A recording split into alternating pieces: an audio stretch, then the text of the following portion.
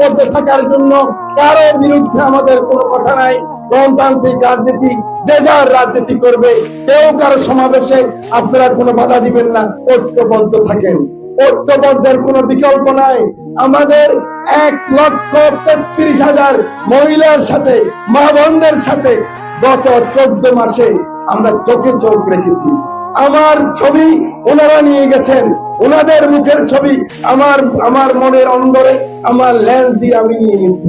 হাজার হাজার ভাইয়ের আপনাদের ছবি আমার কাছে মুখস্থ।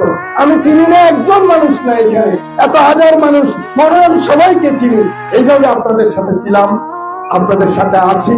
আগামী দিনে যে কোনো লড়াই আন্দোলন যেমন ছিলাম, ভবিষ্যতে যে ভোটের লড়াই আমার নেতা তারেক রহমানের নির্দেশে, সেই লড়াইও আপনাদেরকে নিয়ে করে ইনশাআল্লাহ বিজয়ের মালা আমার নেতা তারেক রহমানের হাতে ঢাকায় নিয়ে যাব।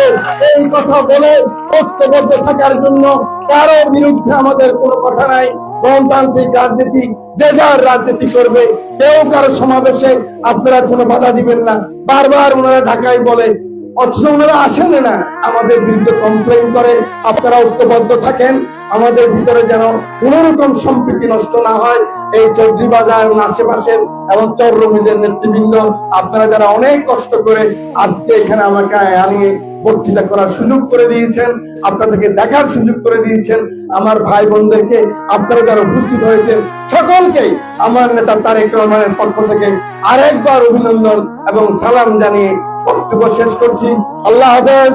বাংলাদেশ জিন্দাবাদ, বাংলাদেশ জাতীয়তাবাদী দল জিন্দাবাদ, বেগম খালেদা জিয়া জিন্দাবাদ, জননেতা তারেক রহমান জিন্দাবাদ, শহীদ প্রেসিডেন্ট জিয়া রহমান অমর হোক, আমাদের চৌধুরীহাটবাসী জিন্দাবাদ, জিন্দাবাদ, জিন্দাবাদ।